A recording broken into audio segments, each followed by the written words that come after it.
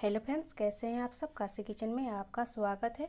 आज हम लहसुन और सूखे लाल मिर्च का चटनी बनाएंगे। देख लेते हैं बनाने की विधि। 1 कटोरी लहसुन लिए हैं, लहसुन को छील लिए हैं। 1 चम्मच जीरा लिए हैं और 1 चम्मच खड़ा धनिया लिए हैं। ये 15 से 20 लाल मिर्चा है।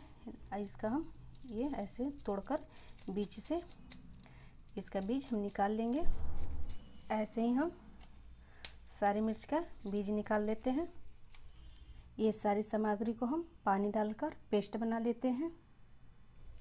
देखिए, पहले से हमने गैस पर कढ़ाई रख लिए थे और कढ़ाई गर्म हो चुका है। इसमें हम 2 बड़े चम्मच सरसों का तेल डाल देते हैं।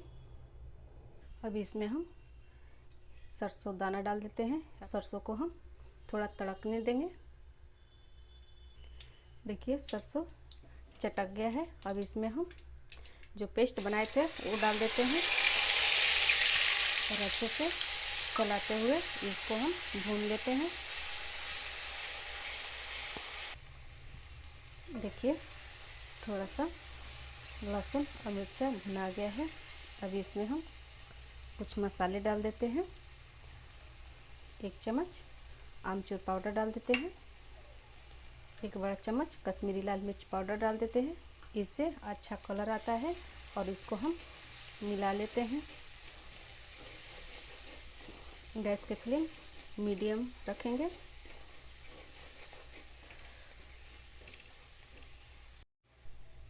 इसमें हम 1 छोटा चम्मच काला नमक डालेंगे, 1 छोटी चम्मच सादा नमक डालेंगे और अच्छे से हम इसको मिला लेते हैं।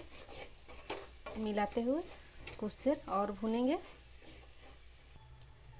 देखिए, अच्छे से तेल छोड़ दिया है। अब इसमें हम 1 चम्मच विनेगर डाल देते हैं। आप चाहे तो विनेगर के जगह नींबू भी डाल सकते हैं। अब इसको अच्छे से मिला लेंगे। देखिए, चटनी बनकर तैयार हो गया है। गैस के फ्लेम बंद कर देते हैं और इसको हम ठंडा होने देंगे। चटनी बनकर तैयार हो गया है। आप इसको पूरी, पराठा या चावल के साथ बनाकर खा सकते हैं। इसको एक बार बनाइए और 15 दिन आराम से खा सकते हैं।